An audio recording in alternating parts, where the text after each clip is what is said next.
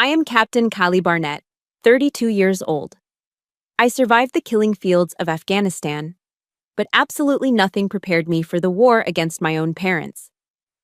Here, inside the Los Angeles Superior Court, the suffocating scent of my mother Victoria's Chanel perfume is overpowering the smell of the truth. She is currently dabbing at crocodile tears with a silk handkerchief, pointing a manicured finger at my immaculate dress blues, and screaming to the jury, "She is a killing machine.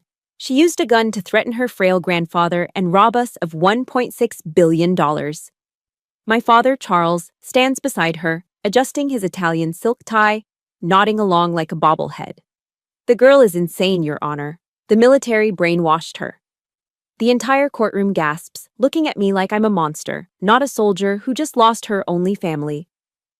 They think I am just that abandoned little girl from years ago, that I will tremble and collapse.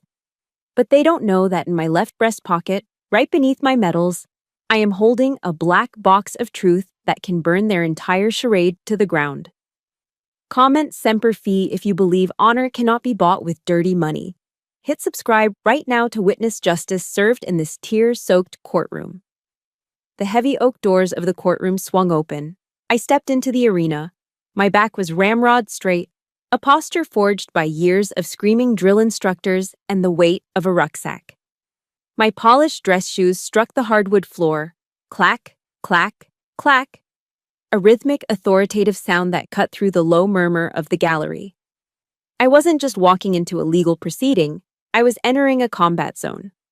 Opposite me sat the Barnett Circus.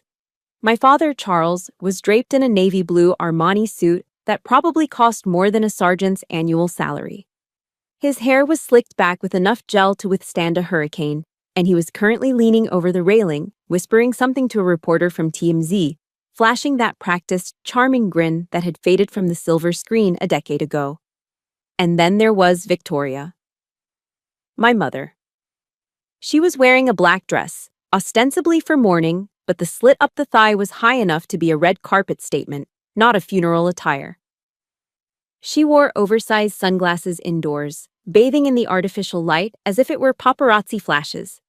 They turned and looked at me. There was no recognition in their eyes, no parental warmth. They didn't see a daughter. They saw a hostile combatant standing between them and a $1.6 billion payday. They looked at me the way vultures look at a carcass that hasn't quite stopped moving yet. They wanted to pick me clean. They wanted to devour the legacy my grandfather, Henry, had built with his bare hands. I took a sharp inhale through my nose, locking my emotions down behind a firewall of discipline. "Hold the line, Kaylee," I told myself. "Maintain bearing." Their lawyer, a man named Sterling, who wore a smile like a venomous snake, approached the bench to begin his opening statement. He didn't look like a man of the law. He looked like a hired gun for a soap opera. "Ladies and gentlemen of the jury," Sterling began, his voice dripping with theatrical concern. He paced in front of me, invading my personal space just enough to be annoying, a classic intimidation tactic. "Captain Kaylee Barnett here has just returned from the hellscape of war. We all know that our brave soldiers, well, they often bring back demons in their heads." He paused for effect, letting the word demons hang in the air like a foul smell.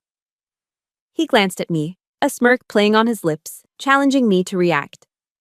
"Mr. Henry Barnett was old, frail, and lonely," Sterling continued, spinning his web. "How could he possibly resist the manipulation of a highly trained officer skilled in interrogation? She isolated him. She cut the phone lines.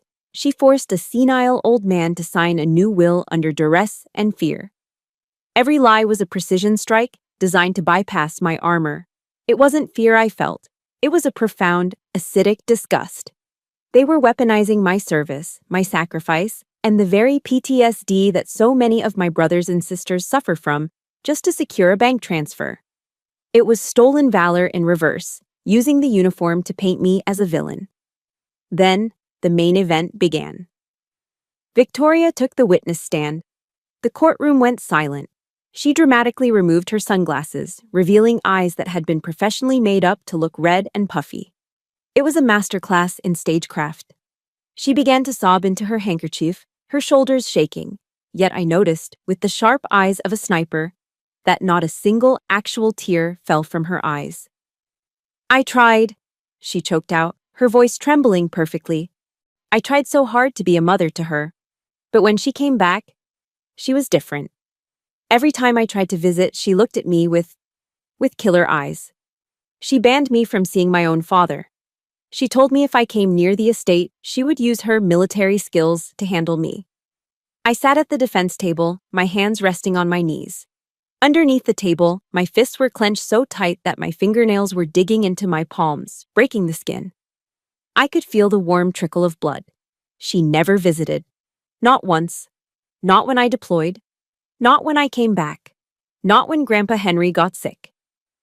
The only time she had called me in the last 5 years was to ask if she could borrow the vintage Hermes Birkin bag Grandpa had given me for my 18th birthday because she needed it for a photo shoot. "She's a ticking time bomb," Victoria wailed, burying her face in her hands. From my vantage point, I saw something the jury didn't. While her face was buried in that handkerchief, she tilted her head slightly. She was looking at her reflection in the small compact mirror she had hidden in her palm, checking to make sure her mascara hadn't run. She was checking her makeup in the middle of testifying against her own daughter. Charles stood up next, placing a comforting hand on his wife's shoulder, looking at the jury with the solemnity of a founding father. "We only want what's best for Kaylee," he lied, his voice smooth as aged whiskey. "Your Honor, $1.6 billion is a dangerous amount of resources for someone with mental instability. We are petitioning to manage the estate for her. We want to put her in a specialized facility where she can get the help she needs." A murmur of agreement rippled through the courtroom. The jury looked at them, the beautiful, grieving Hollywood couple, and then at me, the stone-faced soldier in the rigid uniform. They were buying the script. They believed the reality show narrative, Living with the Barnetts, season finale. The judge, a stern man named Marcus Nolan, looked over his spectacles at me. The silence in the room was heavy, expectant. Everyone was waiting for the crazy vet to snap. They wanted me to scream, to flip the table, to prove Sterling right. But I remembered General Mattis's words, the code I lived by. Be polite, be professional, but have a plan to kill everybody you meet. I didn't move. I didn't blink. I kept my face completely neutral, a mask of absolute discipline. My silence was louder than their screaming. It started to unsettle them. Charles loosened his tie slightly. Sterling shifted his weight. They expected a fight, chaos, drama. Instead, I gave them a wall. I wasn't agreeing with them. I was observing them. I was gathering intel. I was waiting for the perfect shot. Victoria looked up from her handkerchief, thinking the judge was distracted. For a split second, she dropped the grieving mother act. She looked directly at me and smiled. It wasn't a warm smile. It was a smirk of pure, triumphant malice. A smile that said, "I win, you lose, little girl." That smile. It hit me harder than a mortar round. It was the exact same smile I had seen 27 years ago. The courtroom dissolved around me, the smell of Chanel fading into the scent of burning asphalt and exhaust fumes. The present melted away, dragging me back to the day the scar on my soul was first carved. That smile. The one Victoria flashed at me in the courtroom, so full of venom and victory, tore through the fabric of time. Suddenly, I wasn't a 32-year-old Marine captain anymore. I was 5 years old again, standing small and trembling under the relentless California sun. My memory dragged me back to that fateful afternoon in Santa Barbara. The heat was oppressive, a dry, suffocating blanket typical of a Southern California summer. The air shimmered above the asphalt, smelling of ocean salt and hot tar. I stood by the curb of a sprawling driveway, clutching my tattered teddy bear. His name was Mr. Paws, and he was missing an ear, a casualty of too many tight hugs when I was scared. I was wearing my favorite pale pink dress, the one with the lace trim that scratched my neck, but I loved it because I thought it made me look like a princess. Victoria was there, hovering near the open door of a silver convertible that gleamed like a mirror. She smelled overpowering, a cloud of expensive floral perfume that made my nose itch. She was frantically applying a fresh coat of lipstick, checking her reflection in the car's side mirror. She didn't look at me. She looked through me, focusing entirely on her own image. "Kaylee, be a good girl," she said, her voice distracted and airy. "Mommy and Daddy are just going to Disneyland for a little bit. You wait right here. Someone will come get you." My eyes lit up. Disneyland? The Magic Kingdom? To a 5-year-old, that was the promised land. Hope bloomed in my chest, bright and desperate. "Can I come too, Mommy?" I asked, my voice small. "I promise I'll be good. I won't ask for anything." I reached out with a tiny hand and grasped the hem of her silk skirt, just wanting a connection, a reassurance. She recoiled as if I had burned her. She slapped my hand away, not violently, but with a cold, dismissive swat, like she was brushing off a fly. "Don't wrinkle my skirt, Kaylee," she snapped, her voice sharpening into a blade. "Stay put. You're messy." The rejection stung more than the slap. I pulled my hand back, clutching Mr. Paws tighter to my chest. Inside the car, Charles sat in the driver's seat, revving the engine impatiently. He had a bulky cell phone pressed to his ear, the old brick kind from the 90s. He was practically bouncing in his seat with excitement, his voice booming. Yes, Mr. Spielberg's office. We're on our way right now," he shouted into the phone, his face flushed with the intoxication of potential fame. "This role was born for Victoria. We won't let you down." He lowered the phone and turned to my mother, his face twisted in annoyance. "Get in the car, Victoria. We're losing daylight," he barked. "Don't let the brat ruin our big break. Just dump her at the old man's gate. He'll deal with it." Dump her. The word hung in the hot air, heavy and suffocating. He said it so casually, as if I were a bag of trash to be left on the curb for pickup, not his flesh and blood, not his daughter. I stood frozen, my heart feeling like it was being squeezed by a giant fist. They weren't going to Disneyland. They were chasing a dream, a spotlight, and I was just excess baggage. I was the luggage they needed to lose to travel light. The engine roared to life, a deep, guttural growl that vibrated in my chest. Tires screeched against the pavement as Charles slammed on the gas. Dust and gravel kicked up into a choking cloud. Panic, primal and terrifying, seized me. "Mommy, Daddy, don't leave me," I screamed, the sound tearing from my throat raw and shrill. I started to run. My short legs pumped furiously, slapping against the scorching asphalt. The heat burned through the thin soles of my shoes. Exhaust fumes blasted into my face, filling my lungs with the acrid taste of abandonment. My eyes stung, tears mixing with the grit and dust. I ran until my lungs felt like they were on fire. "Wait, please wait!" I saw Victoria turn in the passenger seat. For a fleeting second, our eyes met. I saw her face, framed by a silk scarf she was adjusting to protect her hair from the wind. There was no regret in her eyes, no sorrow. She just looked annoyed that I was making a scene. She turned back around, facing the road, facing her future without me. In my desperate sprint, Mr. Paws slipped from my sweaty grip. I watched in slow motion as my beloved bear tumbled onto the road. The convertible's rear tire caught it. I heard a soft crunch as the heavy rubber ground the stuffed animal into the unforgiving pavement.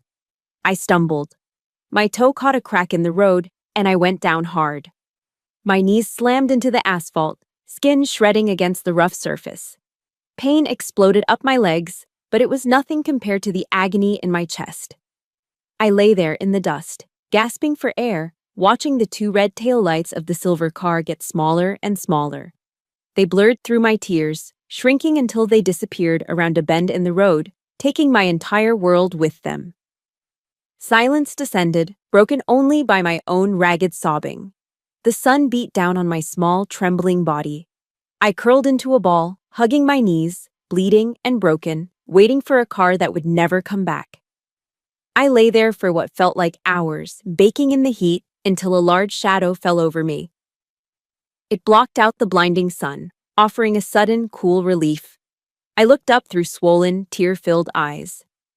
Standing over me was a giant, or at least, he seemed like one to a 5-year-old. It was my grandfather, Henry. He stood tall, leaning on a polished oak cane. His face was a road map of wrinkles, etched deep by time and hardship. But his eyes? His eyes were burning with a fierce, cold fire. It wasn't anger at me. It was a protective fury directed at the road where the car had vanished. He didn't coo. He didn't bend down to scoop me up and whisper empty promises like, "It's okay, shh, don't cry." That wasn't Henry Barnett. Instead, he tapped my small shoulder firmly with the tip of his cane. Not hard, but demanding attention. "Stand up, Private," he commanded. His voice was deep and resonant, like a church bell. I blinked, confused, sniffing back snot and tears. "The enemy has retreated," he said, looking down at me sternly. "Crying won't bring deserters back. Tears are a waste of hydration." He extended a large, calloused hand. It looked rough, like old leather, but it was steady as a rock. "From this day forward," he declared, "I am your commanding officer, and we do not leave our wounded in the dirt." I stared at his hand. Then, slowly, painfully, I uncurled myself. I wiped the blood and gravel from my knees with the hem of my pink dress. I reached up and grasped his hand. It engulfed mine completely, warm and strong. If you've ever felt forced to grow up too fast because the people who were supposed to protect you failed, hit that like button. And tell me in the comments, who was the one person who finally stood by you when everyone else walked away? Type their name or just "my hero" to honor them. That was the moment I stopped crying. The abandoned 5-year-old girl died on that hot asphalt that day. In her place, a soldier began to take shape. The roar of the convertible engine faded from my memory, replaced by a new sound. A sound that would define the rest of my life. Knock, knock, knock. It was the sound of a cane hitting a bedroom door. Sharp, rhythm, disciplined. I blinked, and the Santa Barbara sun vanished. I was back in the present, but the sound remained. Knock, knock, knock. It wasn't a memory anymore. It was 600 hours, and my training was far from over. Knock, knock, knock. The sound of Henry's cane against my door became the metronome of my new life. Life at the Barnett estate wasn't the Cinderella story people imagined. There were no maids bringing breakfast in bed, no sleeping in until noon. There was only Henry Barnett, a World War II veteran who ran his household like a platoon. "Euro 600 hours, Kaylee," his voice would boom through the door. "The sun waits for no one." I would roll out of bed, my feet hitting the cold floor before my eyes were fully open. My first task wasn't to check a phone or brush my hair. It was to make my bed, and not just pull the covers up. I had to make it to West Point standards, tight sheets, hospital corners so sharp you could cut your finger on them. If a quarter didn't bounce off the mattress, Henry would rip the sheets off, and I'd have to start over. Then came the run. 5 miles along the misty Malibu coastline, every single morning. At first, I hated it. My lungs burned like they were filled with acid. My legs felt like lead. I wanted to stop, to cry, to go back to being a normal kid who watched cartoons on Saturday mornings. But Henry ran beside me. Even in his 70s, his breathing was steady, rhythmic. "Pain is weakness leaving the body, Kaylee," he would say, not unkindly, but matter-of-factly. "Don't fear the pain. Use it. Turn it into fuel." Other grandfathers gave their granddaughters dolls or tea sets. Henry gave me running shoes and a stopwatch. He wasn't training me to be a princess. He was training me to conquer myself. Because, as he often said, if you can't command yourself, you can't command the world. By the time I was 10, while other kids were at summer camp making friendship bracelets, Henry took me to the massive central warehouse of Barnett Logistics. He tossed me a hard hat that was 2 sizes too big and a clipboard thick with inventory lists. The warehouse was a beast of steel and concrete, smelling of diesel and cardboard. "Power isn't sitting in an air-conditioned office pointing fingers," he told me, his voice echoing in the vast space. He walked me over to a forklift. "Power is knowing how every single bolt in your empire works. If you don't know the job of a soldier, you never deserve to be a general." That summer, I learned to drive a forklift before I learned to ride a bike. I spent my days checking crates, sweating alongside men with names like Big Mike and Sal. At lunch, we sat on stacks of pallets, eating bologna sandwiches on white bread that stuck to the roof of your mouth. They treated me with respect. Not because I was a Barnett, but because I worked. Henry taught me that dignity isn't found in clean clothes or a prestigious last name. It's found in grease-stained hands and an honest day's work. But the hardest lessons weren't physical. They were emotional. One evening, when I was around 12, Henry and I were eating dinner in the dining room. It was a quiet affair, just the clinking of silverware against china. The TV was on low in the corner, tuned to the news. Suddenly the screen flashed to the red carpet of the Emmy Awards. My breath hitched. There they were, Charles and Victoria. They looked magnificent, glittering under the flashbulbs. Victoria was wearing a silver gown that hugged every curve, and Charles looked dashing in a tuxedo. But they weren't alone. In Victoria's arms was a fluffy white poodle. A reporter thrust a microphone into her face. "You look radiant, Victoria. Tell us, who do you love most in the world right now?" Victoria beamed, lifting the dog to her face. She kissed it right on its wet nose. "Oh, this is Coco. She's my everything. She's the most obedient, perfect little daughter I could ask for." Clang. My spoon dropped from my hand, hitting the soup bowl with a sharp, jarring noise. Little daughter. She used that word for a dog she had probably bought last week. She cooed at it with a warmth she had never shown me. They hadn't called me on my birthday in 5 years. They hadn't sent a card. But there they were, on national television, replacing me with a poodle named Coco. The silence in the dining room became suffocating. I stared at my soup, fighting the tears that threatened to spill. I wouldn't cry. Private Kaylee doesn't cry. Without a word, Henry picked up the remote and clicked the TV off. The screen went black, erasing their smiling, lying faces. He didn't offer empty platitudes. He didn't say, "They love you in their own way." He respected me too much to lie. Instead, he simply reached over with the serving spoon and put an extra helping of mashed potatoes on my plate. It was a small gesture, silent and sturdy. It was his way of saying, "I am here, I am real." They are ghosts, but the wound festered. By 16, I had grown quiet, sullen. I was angry at the world, angry at the unfairness of it all. I wanted to rebel, to scream. One night, sensing the storm brewing inside me, Henry called me into his study. The room smelled of old paper and pipe tobacco. He walked over to the wall, safe behind his desk, and spun the dial. He pulled out 2 things, a tattered, leather-bound journal and a paperback book titled Meditations by Marcus Aurelius. "I can't live forever to protect you, Kaylee," he said, his voice grave. He looked older that night, the lines on his face deeper. "Your parents live on lies. You must live on truth." He handed me the books. The journal felt heavy, like it held secrets.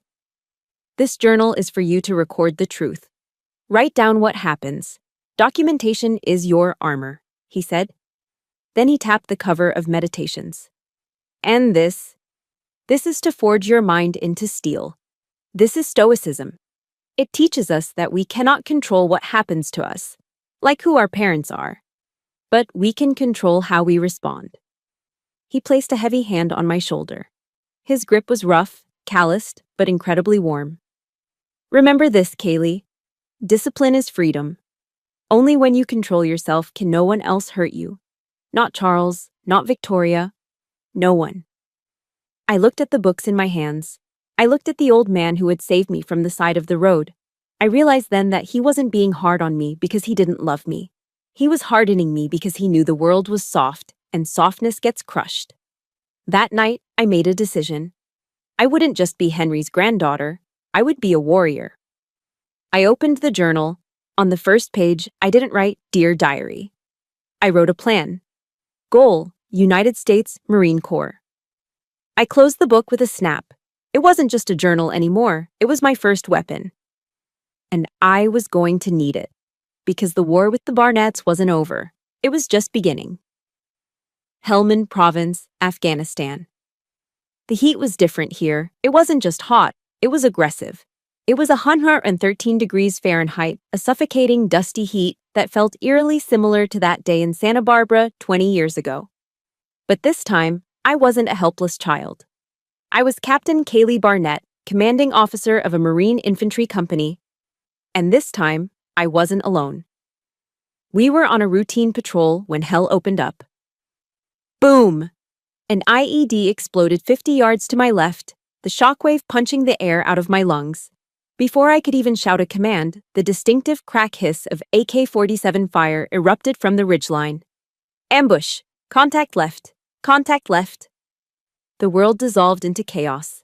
Dust, screams, and the deafening roar of machine gun fire. A mortar round landed close, too close. The blast threw me backward, slamming me hard against a jagged rock wall. My ears rang with a high-pitched whine. Warm blood trickled down from a cut above my eye, blinding me. For a split second, lying there in the dirt, dazed and disoriented, I thought about dying. I didn't think about Charles or Victoria. I didn't see my life flash before my eyes. I just felt a pang of regret that I might die without saying thank you to Henry. Then, a hand grabbed the drag handle of my flak jacket. "Get up, Captain. Don't you die on me." It was Staff Sergeant Rodriguez, a big, burly Mexican-American from Texas who cursed like a sailor but had a heart of solid gold. He hauled me up with one hand while firing his M4 with the other. Bullets kicked up dirt around his boots, but he didn't flinch. He positioned his own body between me and the enemy fire, using himself as a human shield. "Move, Captain! Move!" he roared. "I still owe you $20 from that poker game. You can't die until I pay up." He dragged me behind the cover of an MRAP vehicle. As I caught my breath, wiping blood and dust from my eyes, I looked at him. He was sweating, terrified, but he was there. He had risked his life, his actual life, to save mine. That was the first time I truly understood what it meant to be protected. Not by money, not by influence, but by blood and loyalty. That night, back at the forward operating base, we celebrated Thanksgiving. There was no roast turkey with stuffing, no crystal glasses of red wine like the lavish parties my parents threw in Malibu. Dinner was MREs, meals ready to eat. I had the spaghetti with meat sauce, which tasted like cold, metallic paste. We sat around a small fire made from shipping pallets, the flickering light dancing on tired, dirty faces. Rodriguez broke a stale chocolate bar into pieces and passed them around like it was communion bread. The men started talking about home. They pulled out crumpled photos of wives, girlfriends, babies they hadn't met yet. "Hey, Captain," a young private named Miller asked, his mouth full of crackers. "Your parents send you anything? My mom sent 3 boxes of jerky." The circle went quiet. They knew I came from money. They assumed I got care packages filled with caviar. I reached into my rucksack and pulled out the only thing I'd received from the States. It was a tattered copy of Vanity Fair magazine I had found in the mailroom dump pile. I held it up. On the cover, Charles and Victoria were toasting with champagne flutes on a yacht in Cannes. The headline read, "The Barnetts, Living the Golden Life." "They sent me their silence," I said with a dry, humorless laugh. I tossed the magazine into the fire. The flames licked at the glossy paper, curling the edges of their perfect, fake smiles. We watched as Charles and Victoria turned into ash. Rodriguez watched me, his eyes dark and serious. He reached into his pocket and pulled out a Ziploc bag containing 3 crushed, homemade cookies. "My mom made these," he said, shoving the bag into my hand. "She said to share 'em with my tough-ass boss lady. Eat up, Captain. This is what a real care package tastes like." I took a bite. It was dry and crumbly, but it tasted like heaven. It tasted like a mother's love, something I had never actually tasted before. Later, under the glow of a red lens flashlight, I read the only letter that mattered. It was from Henry. His handwriting was shaky now, the strokes uneven, betraying his failing health. "To Kaylee, my warrior. The vultures are circling back home. Your parents have already started asking the lawyers about the will. They think I'm too weak to notice. But don't worry, I'm still sitting on the grenade pin. You just focus on surviving and coming home. Remember, Semper Fi. Always faithful to yourself. Love, Grandpa." I read it twice, letting the words sink in. Tears pricked my eyes, blurring the ink. He was fighting a war on the home front, alone against their greed while I fought the Taliban. Captain? I looked up. Rodriguez was standing there, keeping watch. I don't know who your folks are, he said quietly, looking out into the dark desert. And I don't care how much money they have. Out here, you're our sister. You're one of us. If anything happens, I'll carry you home. The blood we spill on this dirt is all the same color. That's real bloodline. I stood up and gripped his shoulder. I know, Rodriguez, I whispered. I know. For the first time in my life, I didn't feel like an orphan. I wasn't the abandoned girl on the side of the road anymore. I was a Marine. I was part of a tribe that would die for me. And I swore to myself, right then and there, that I would protect them with everything I had. But the peace of that night was fragile. Just as I was folding Henry's letter back into my pocket, the satellite phone in the command tent began to ring. It was a sharp, jarring sound that cut through the silence of the desert night. I stared at it. A cold knot formed in my stomach, heavier than any combat gear. I knew. Before I even picked it up, I knew. The war at home had just claimed its first casualty. The satellite phone call was brief. He's gone, Captain. Just like that, the only anchor I had in this world was cut loose.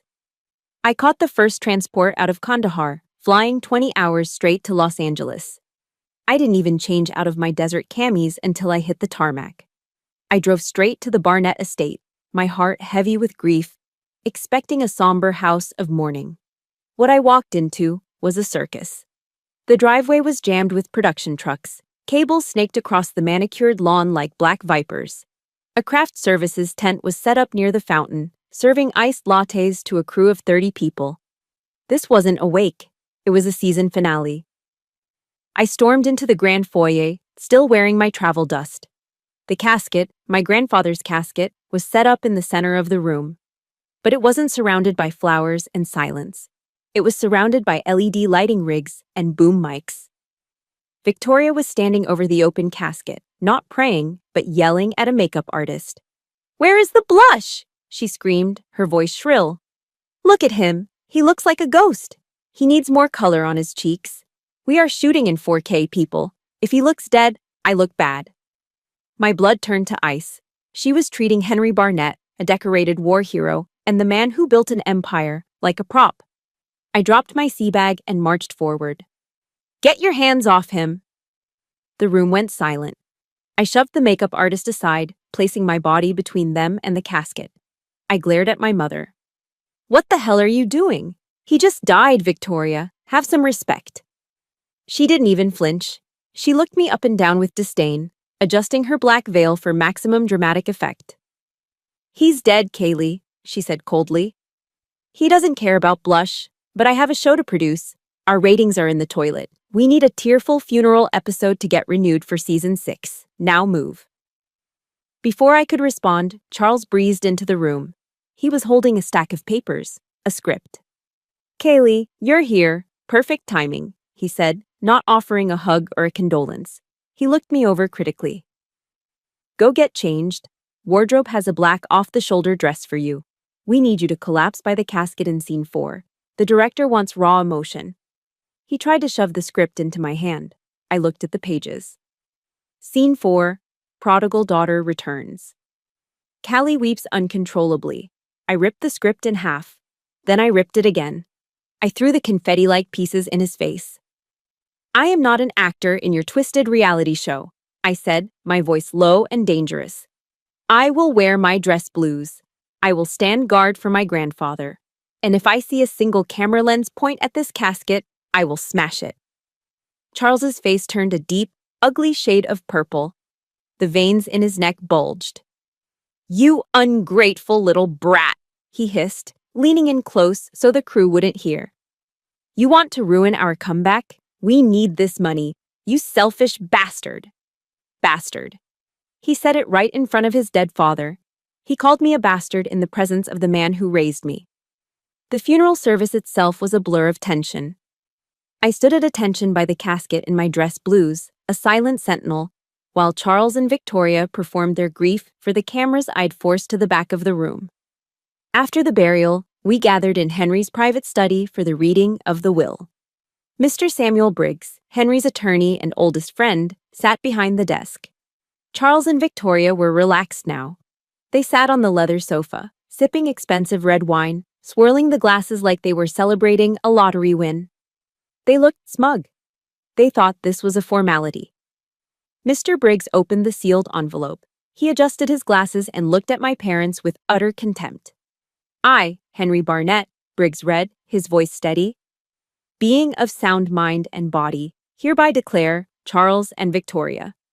You received your inheritance 27 years ago, on the day you left your daughter at my gate. Charles stopped swirling his wine. Victoria froze. Briggs continued reading Henry's words. You chose fame over family. You chose vanity over duty. Therefore, I leave 0% of my assets to you. I leave the entirety of my estate, my stocks, and Barnett Logistics, valued at $1.6 billion, to the only person who earned it, Captain Kaylee Barnett. The silence in the room was absolute. It was a vacuum. Then, smash. Victoria's wineglass slipped from her fingers and shattered on the hardwood floor, splashing red liquid like blood across the Persian rug. What? She shrieked. It wasn't a human sound. It was the cry of a banshee. She lunged at me. You bitch! You thief! Her fingernails sharpened like talons aimed for my face. What did you do to him? You forced him to sign this, didn't you? You used your military threats on a senile old man. I didn't flinch. I didn't need to. Charles grabbed her arm, holding her back, but his eyes were terrifying. They were filled with a cold, calculating hatred I had never seen before. You think you can steal $1.6 billion from us? Charles snarled, his voice trembling with rage. I will sue you into oblivion. I will destroy you. He stepped closer, invading my personal space. I will go to every news station, he threatened, spitting the words at me. I will tell the world you are a mentally unstable soldier with PTSD. I will say you manipulated a dying man.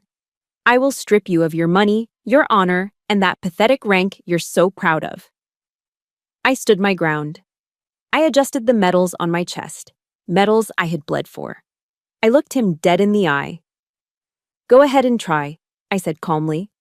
I've been trained to handle terrorists, and you two just made the list. Charles sneered. You have no idea what we're capable of, Kaylee. The world loves a tragedy, and we're going to write one with your name on it. He was right about one thing. He was going to write a tragedy. But he underestimated who held the pen. Because as I walked out of that study, leaving them amidst the shattered glass and spilled wine, I knew the real war had just begun. And unlike them, I didn't fight for ratings. I fought to win. I woke up the next morning not to sunlight, but to the glow of the 60-inch TV screen in the living room. The world I knew had collapsed overnight. On the screen, the bright red logo of TMZ flashed aggressively. The Chiron scrolling across the bottom screamed in all caps, exclusive, unhinged, Marine captain manipulates dying billionaire for inheritance? My stomach dropped. They were playing a video loop from the funeral, but it was edited, heavily edited. They cut out the part where Victoria was screaming about makeup. They cut out Charles handing me a script. All they showed was me shoving the makeup artist and glaring at my mother with intense, burning rage. They added dramatic, ominous sound effects, a low bass thrum, to make me look menacing. Look at those eyes, the TMZ host said, shaking his head. That's pure aggression. Sources say Captain Kaylee Barnett has a history of violent outbursts. Is this a case of PTSD gone wrong? I switched the channel. Good morning, America. There they were, Charles and Victoria sitting on a plush beige sofa, holding hands. Victoria was dabbing her eyes with a tissue, looking small and fragile. We're terrified of her, Charles said, his voice trembling just enough to be convincing. She sleeps with a knife under her pillow. She's obsessed with control. We tried to save my father, but she isolated him. We just wanted to get him help, but she threatened us. We love her, Victoria added, sniffing. We just want her to get the mental health treatment she desperately needs, but she's dangerous. Lies, all lies. But they were beautiful, polished lies delivered by professional actors. And the public was eating it up. My phone started vibrating on the coffee table. It wasn't messages of support. Buzz. An email from the Veterans Charity Foundation where I served as an ambassador. Subject: immediate suspension of partnership.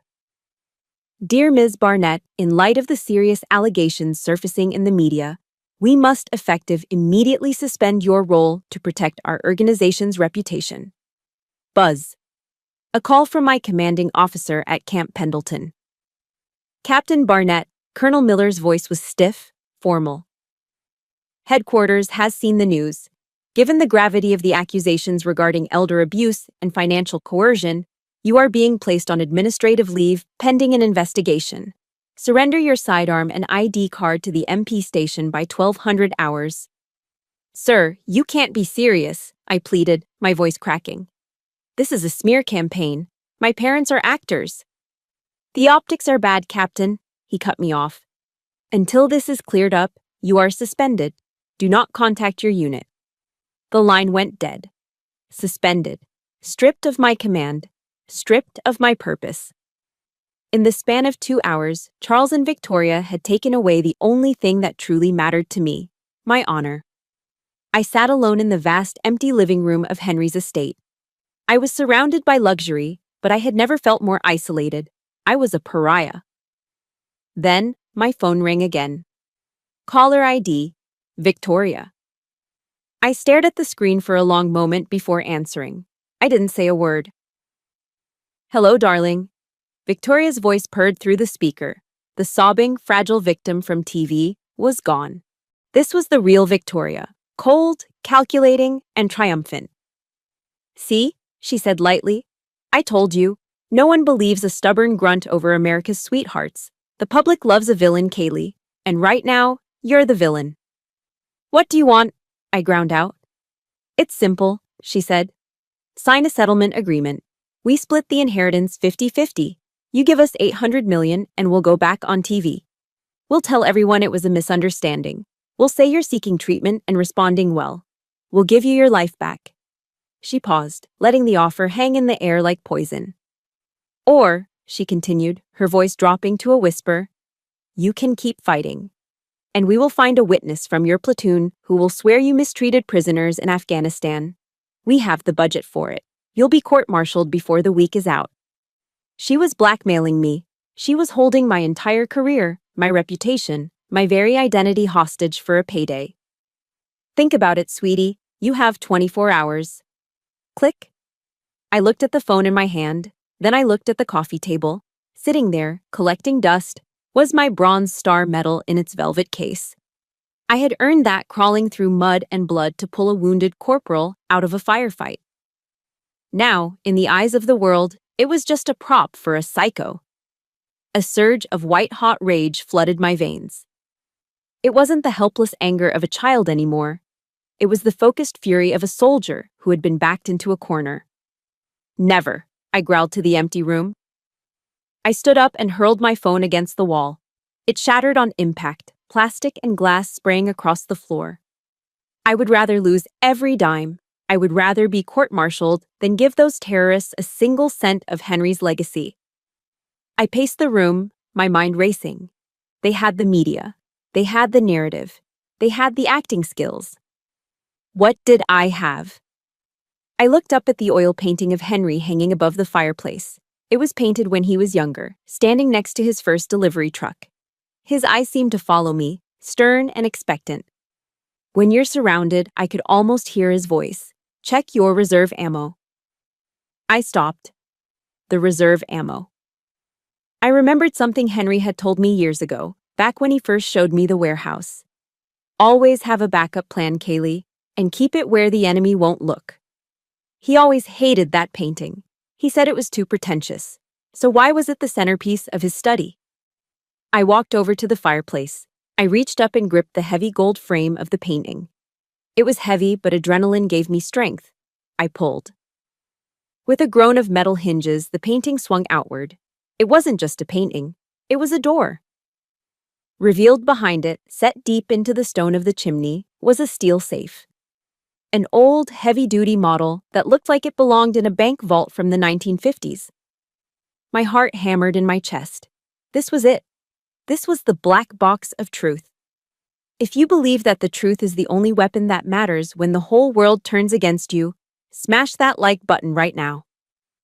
And comment truth below if you're ready to see Kali fight back.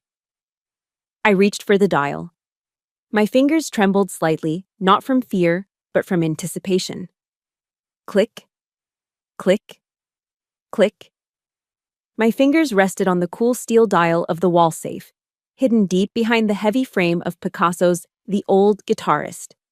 The painting, a haunting image of a bent, lonely old man, had always been Henry's favorite. Now I knew why. It wasn't just art, it was a mirror. It was him, guarding his secrets in solitude. I took a deep breath, trying to steady my shaking hands. The combination.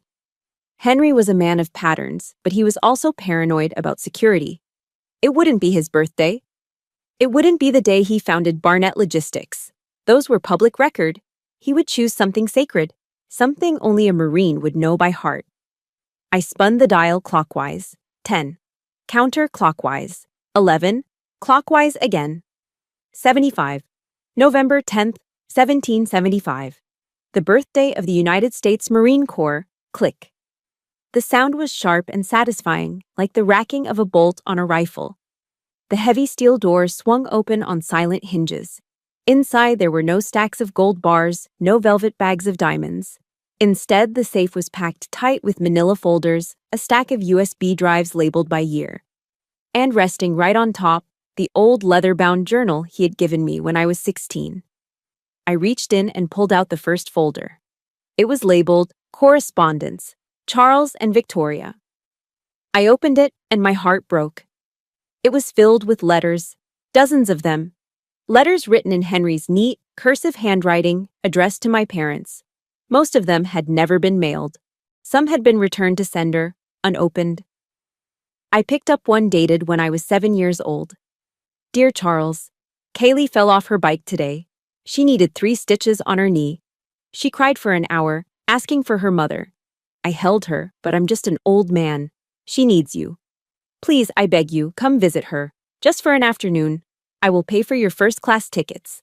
I will pay for your hotel. Just show up.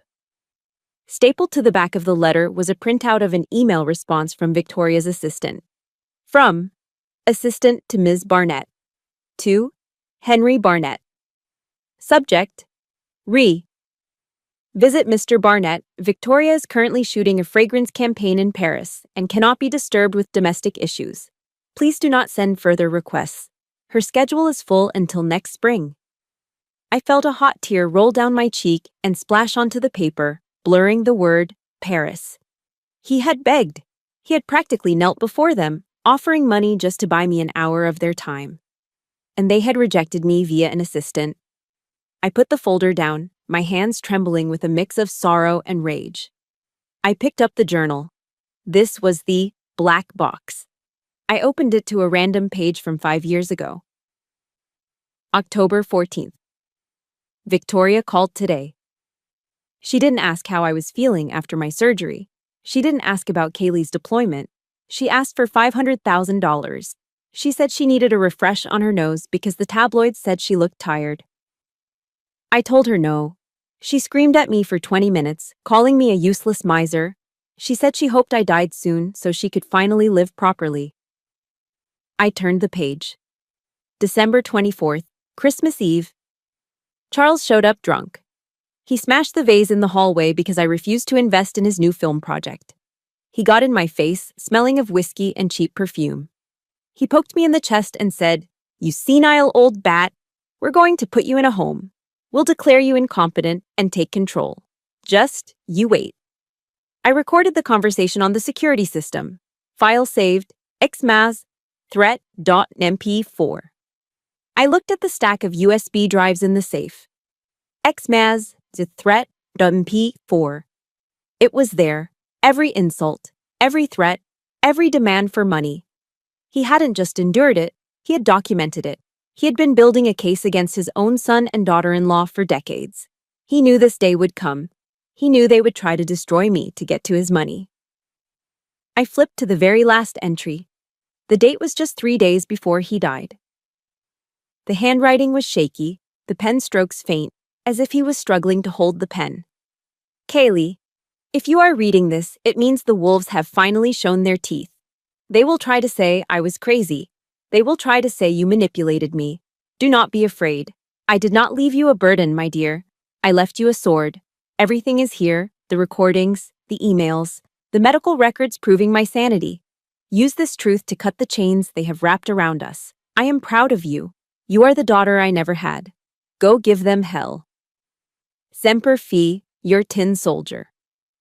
I closed the journal. The leather cover felt warm under my fingertips. The fear that had been gripping my chest for the last 24 hours evaporated. The confusion vanished. The hurt faded into the background.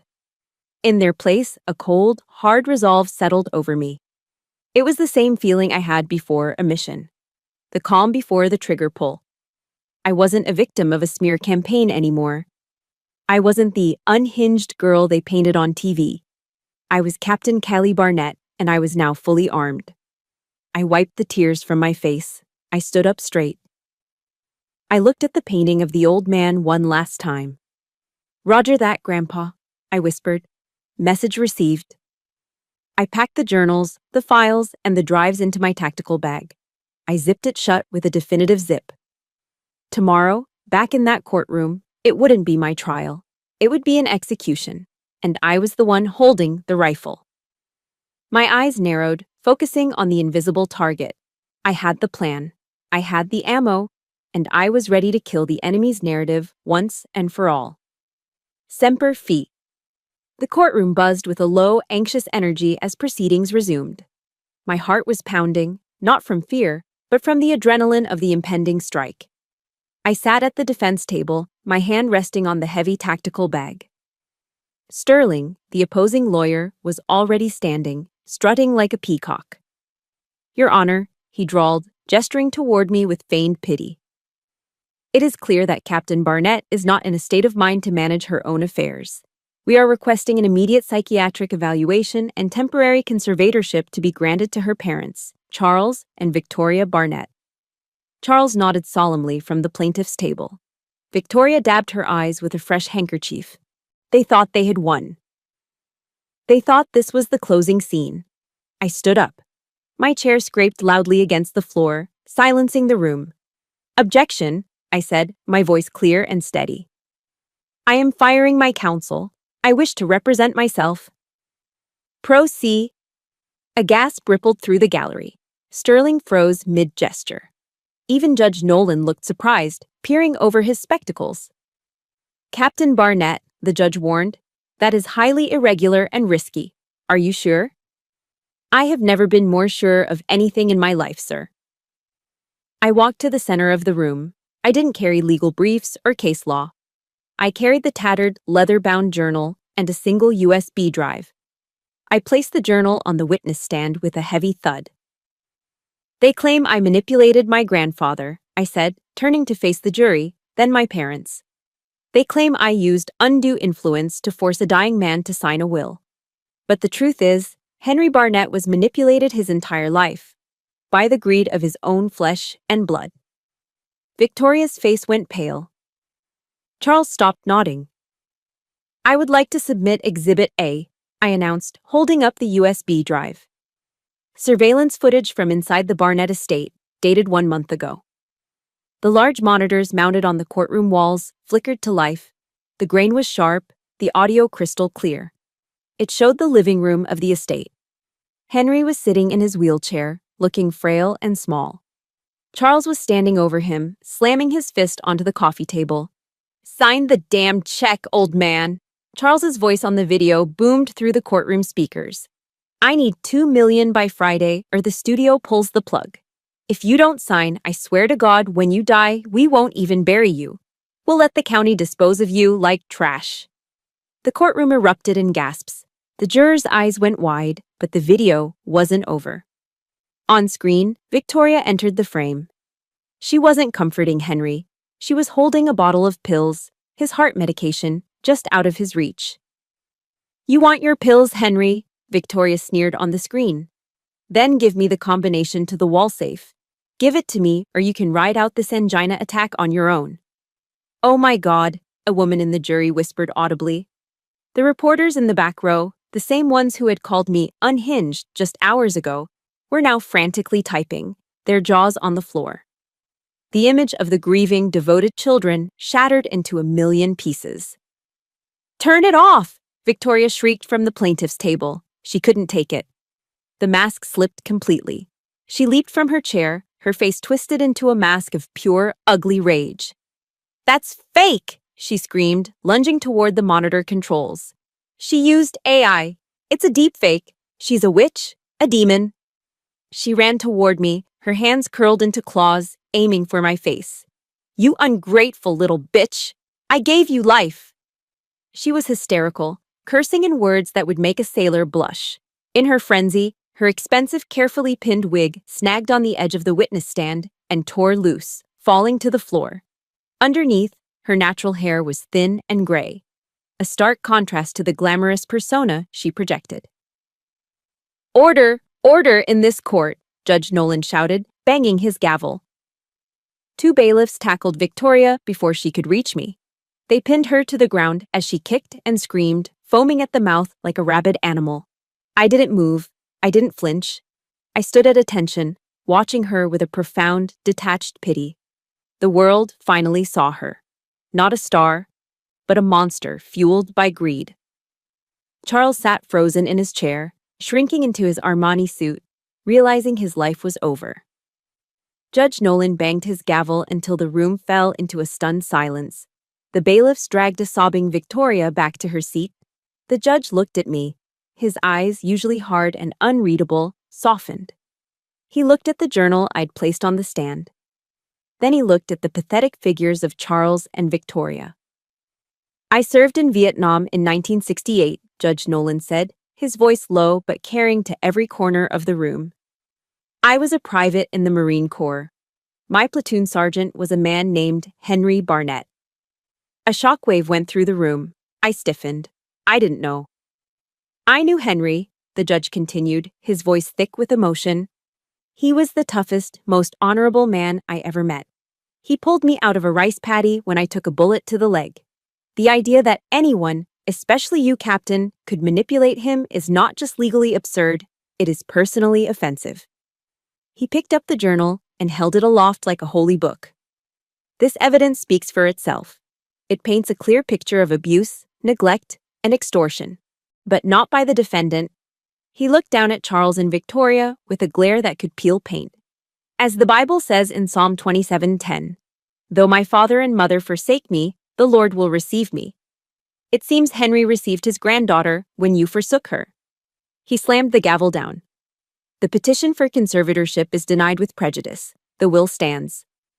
Captain Callie Barnett is the sole and rightful heir to the Barnett estate. He paused, then added the final blow.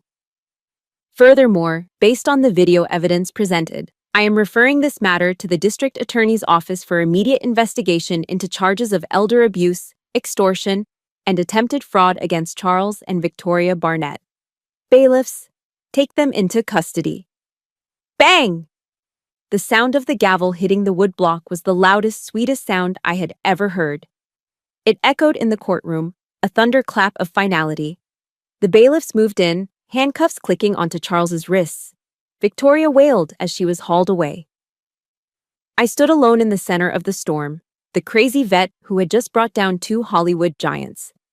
I looked up at Judge Nolan, and for a brief second, he gave me a sharp nod. A salute from one Marine to another. Justice had been served. Cold, hard, and absolute. I stepped out of the courthouse doors and was immediately blinded. The sun was setting, casting long shadows across Los Angeles, but the flashbulbs of 100 cameras turned the dusk into a strobe-lit frenzy. The same reporters who had crucified me yesterday were now shouting my name with reverence. Captain Barnett, how does it feel to be vindicated? Are you going to countersue your parents? Captain, just one smile for the camera. I stopped at the top of the stairs. I adjusted my cover, my Marine Corps cap, making sure it sat perfectly level. I looked out at the sea of microphones, but I didn't see them. I looked through them. I leaned into the nearest mic and spoke 5 words. Mission accomplished, truth secured, dismissed. I didn't smile. I didn't pump my fist in victory. I walked down the steps with the same measured pace I'd walked in with, ignoring the chaotic shouting. I climbed into the back of the waiting black town car, the heavy door thumping shut and sealing out the noise. Silence enveloped me. Most people think victory tastes like champagne. It doesn't. It tastes like sweat, adrenaline crash, and salt. My phone buzzed in my lap. I looked down. Charles. For a moment, I considered not answering, but I knew this was the final act. I swiped right. Hello, I said. My voice was flat, devoid of emotion. Kaylee. Charles's voice was unrecognizable. Gone was the polished baritone of the actor. Gone was the arrogant sneer of the plaintiff. All that was left was the whimpering of a broken man. Kaylee. Honey. I'm so sorry. I waited. Your mother and I, we weren't thinking straight, he stammered, his breath hitching. We were desperate.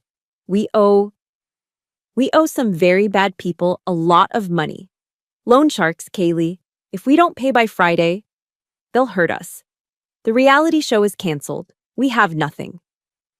He paused, and I could hear him weeping. Could you just help us out? Just a few million? We're your parents. We're family. My grip on the phone tightened. He wasn't apologizing because he realized he had hurt me. He wasn't sorry for calling me a bastard or trying to destroy my career. He was sorry because he lost.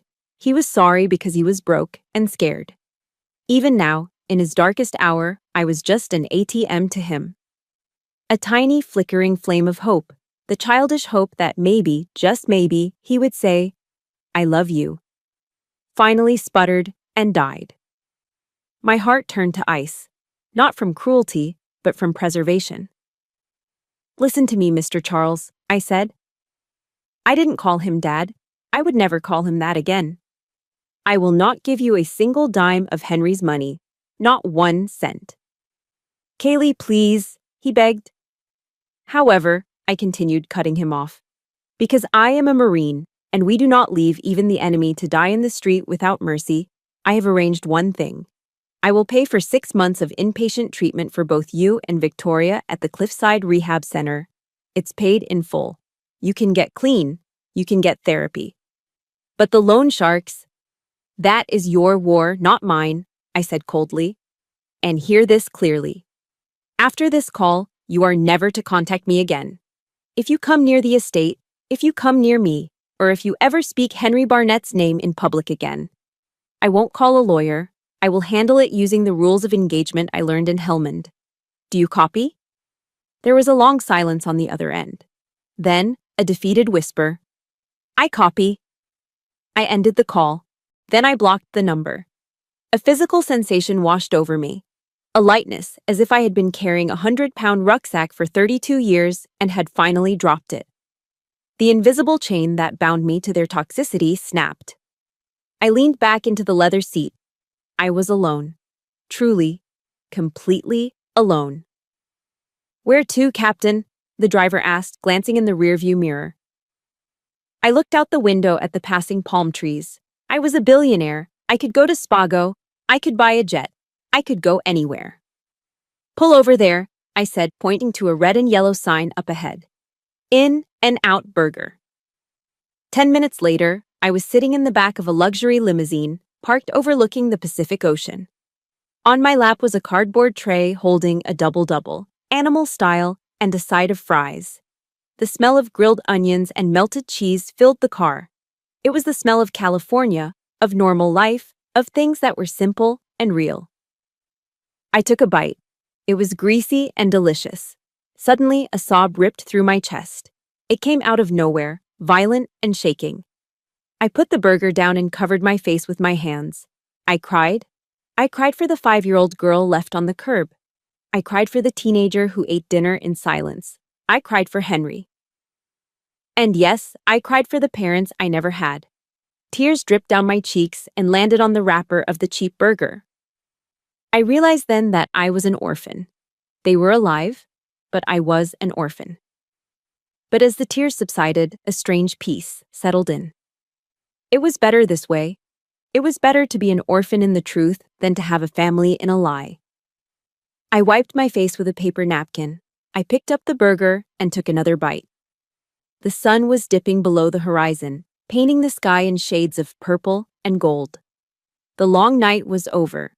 My life, my real life, started now. 6 months later. The iron gates of the Barnett estate swung open, but this time they didn't creak ominously. And the grounds weren't silent anymore. The sprawling lawn, once perfectly manicured and lifeless, was now a glorious mess of activity. A group of kids, ranging from 5 to 15, were running through the sprinklers, their laughter echoing off the stone walls of the mansion. Near the rose garden, a circle of veterans, some in wheelchairs, some with prosthetic limbs, were sitting in the shade, sharing stories and coffee. I stood on the balcony, watching them. I didn't use the $1.6 billion to buy a yacht. I didn't buy a private island. I didn't even buy a new car. I turned the estate into Camp Henry. It was a sanctuary. Half of it was a permanent home for foster kids who had aged out of the system or been rejected by their families. The other half was a reintegration center for homeless veterans struggling with PTSD. It was my way of ensuring that no child would ever have to run after a car in desperate tears again, and no soldier would ever have to feel like they were fighting their battles alone. "Hey, watch out for the hydrangeas," I called down with a smile, watching a little boy named Leo chase a golden retriever puppy through the bushes. Leo had arrived last week, clutching a torn backpack and looking at the world with the same terrified eyes I used to have.